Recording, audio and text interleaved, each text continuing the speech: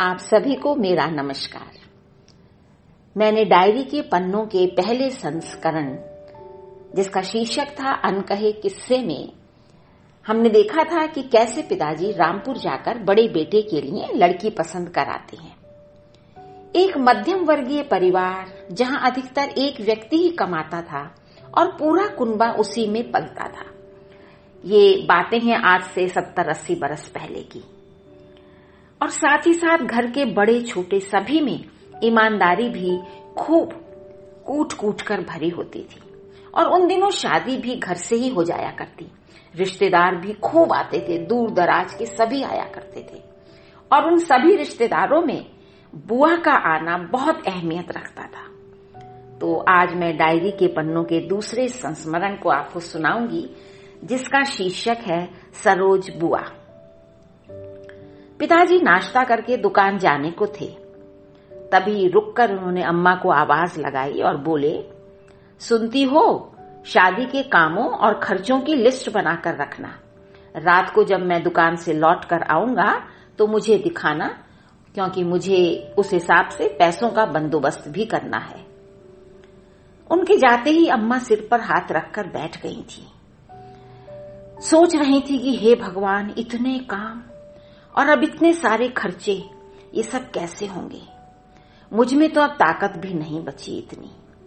6 बच्चे जन्मने और पालने में उनका शरीर कच्चा हो गया था।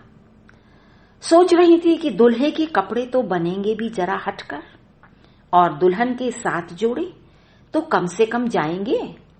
कुछ सोने का सामान भी चढ़ाना होगा, और श्रृंगार की पिटारी में भी सभी सामान दिया जाता है।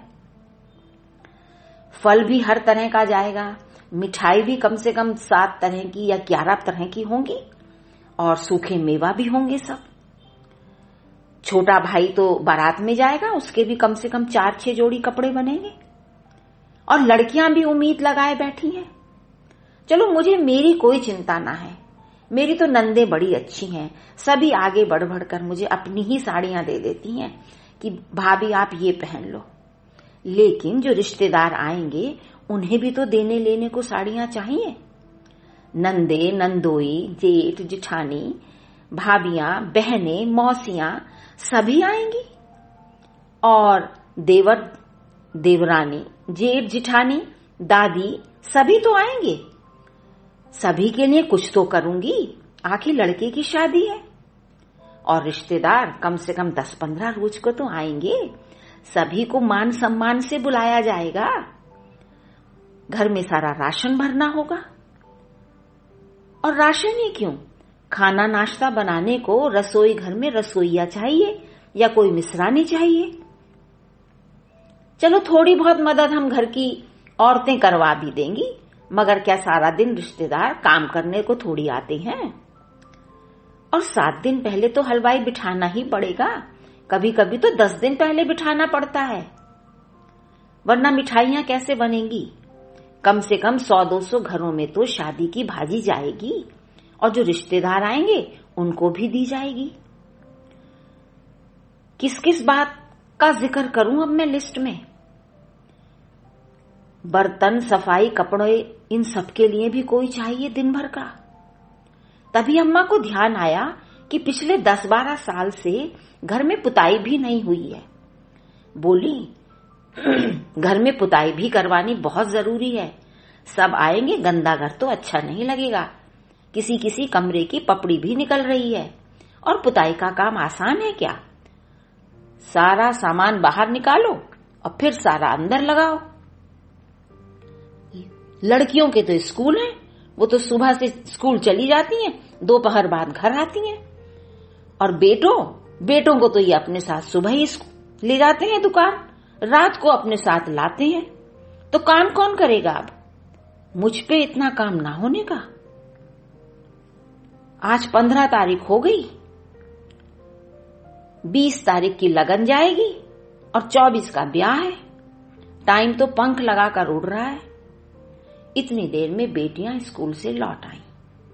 मंझली बेटी अम्मा के दिल की बात बड़ी जल्दी भांप लिया करती थी। आकर प्यार से अम्मा के पास बैठी और बोली, अम्मा, आज बड़ी परेशान लग रही हो। क्या हुआ? कुछ खास बात है क्या? अम्मा ने तीनों बेटियों को पूरी लिस्ट पढ़कर सुना दी। लिस्ट सुनते ही छोटी बिटिया बोली, इधर दिखाओ लिस्ट मुझे, सबसे ऊपर मेरा नाम लिखो। कब से मेरे कपड़े नहीं बने हैं अम्मा? 4 जोड़े बनेंगे इस बार, बताए देती हूँ।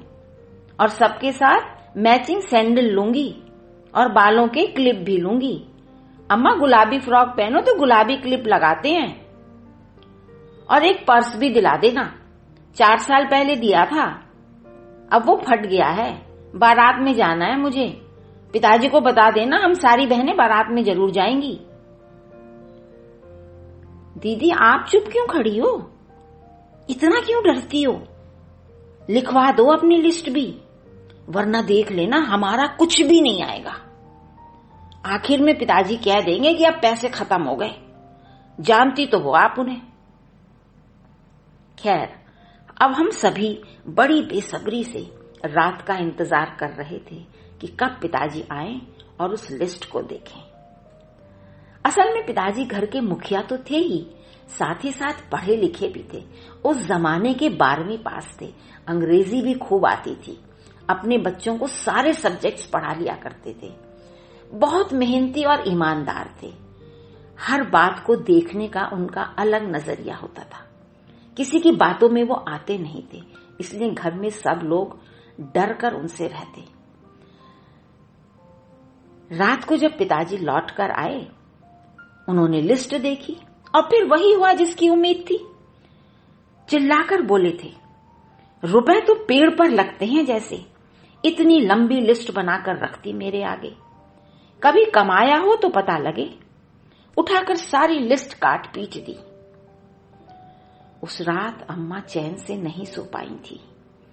सुबह उठते ही उन्होंने सबसे पहले मेरठ वाली बुआ को बुलाने लड़का भेज दिया और शाम तक सरोज बुआ आ भी गई थी। उन्हें शुरू से ही हमारी अम्मा से बहुत प्यार था। आते ही बोली, भाभी ना तो रो और ना परेशान होने की जरूरत है, मैं देखती हूँ ये कैसे ना सुनेगा। अरे बेटे को ब्याह रही हो, मजे से शादी करो, कुछ ना होगा, कोई चिंता की जरूरत नहीं है, सब देख लूंगी मैं। सरोज बुआ मेरठ के गर्ल्स कॉलेज में प्रोफेसर थी, बड़ी रौबीली थी, मगर सब काम संभाल लिया करती। और पिताजी अगर किसी का कहना मानते तो सिर्फ और सिर्फ सरोज बुआ का। बाकी तो घर में सब उन्हें मूर्ख क्या महामूर्ख नजर आते थे। घर में किसी की हिम्मत नहीं थी कि जो बुआ का कहना ना माने, और काम करवाना भी वो खूब जानती थी और रौनकी बहुत थी, बड़ी रौनक लगाती थी। शादी में बन्ना बन्नी के हजारों गीत गा लिया करती। बच्चे का मुंडन हो, विदाई के गीत हो, गणेश जी को मनाने के भजन हो, खूब गाया करती। और ढोल की तो ऐसी बजाती कि आड़ोस पड़ोस के सारे लोगों के कानों में उसकी झंकार गूंज जाती थी। बुआ के आने के बाद अब लगने लगा था कि घर में शादी है। सुबह नहा धोकर बुआ ने नाश्ता किया और अम्मा को आवाज देकर बोली, भाभी जरा इधर आओ। सबसे पहले तो मिस रानी को बुलवाओ, तुरंत बुलवा लो, और एक पूरे समय की औरत सफाई और बर्तन को रखो, और वो भी आज से ही रख लो। तुम्हें सारा दिन काम करके हारने की जरूरत ना है, मजे से करो बेटे का ब्याह। और अपनी बेटियों से कहो आज ही स्कूल में 15 दिन की छुट्टी की अर्जी दे आए। अरे लड़कियों सुन रही हो, भैया की शादी है ना, खूब मौज मस्ती करोगी, नाच गाना होगा, तो काम भी तो करवाओगी। चलो आज जाकर छुट्टी की अर्जी दे आना अपनी प्रिंसिपल को, और उनको न्योता भी दे आना, कहना जरूर आए हमारे घर की शादी में। बुआ ने आटा घी चीनी भिजवाकर एक कनस्तर आटे के बिस्कुट बनाने भेजे। 2 घंटे बाद मिसरानी आ गई थी। मिसरानी से बोली, अरे मिसरानी जी जरा मेरे पास आओ, मैं आपको समझाऊं कैसे कैसे क्या क्या करना होगा। देखो, जरा देसी घी का ज्यादा सा मोहन डालकर 10 किलो मठरी, 10 किलो नमक पारे और 10 किलो छोटी छोटी खस्ता कचौड़ी बना लो। और भाभी कचौड़ियों के साथ खाने के लिए मैं 3-4 तरह के अचार ले आई हूं, 2-2 डब्बे भर के सारे अचार ले आई हूं, सो उसकी चिंता ना करो।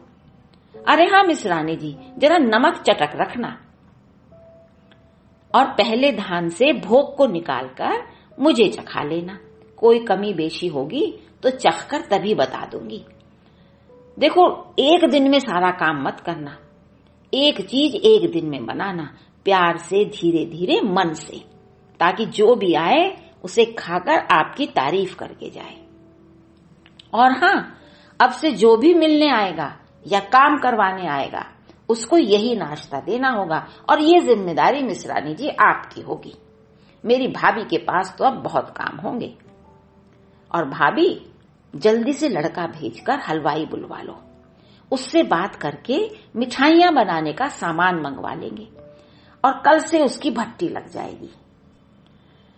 इतनी में ही दोपहर हो गई और पिताजी लंच खाने के लिए घर आए। बुआ ने राशन की लिस्ट पकड़ाकर उनको कहा कि भैये, दुकान जाकर सबसे पहले ये सामान भिजवा देना। हम तो चुपचाप खड़े तमाशा देख रहे थे। पिताजी ने बुआ की दी हुई लिस्ट को न पढ़ा न देखा, यूं ही मोड़कर अपनी कमीज की जेब में रख ली और जाते ही लड़का भेजकर सामान मंगवा लिया। और 2 घंटे में सारा सामान घर पहुंच गया था। और उन्होंने छोटी बहन को पड़ोस में भेजकर कहा कि जाओ अम्मा की सहेलियों को बुला लाओ। थोड़ा शादी का गाना बजाना करा उन्होंने और शादी का शगुन कर लिया। और सबसे कहा कि बहनों, कल से सुबह और रात को दोनों समय जरूर मदद करने के लिए आना। तो इस तरह से सरोज बुआ ने अब शादी की कमान अपने हाथ में संभाल ली थी। अब आगे क्या हुआ इसको हम बताएंगे अगले संस्मरण में। तब तक के लिए नमस्कार, धन्यवाद।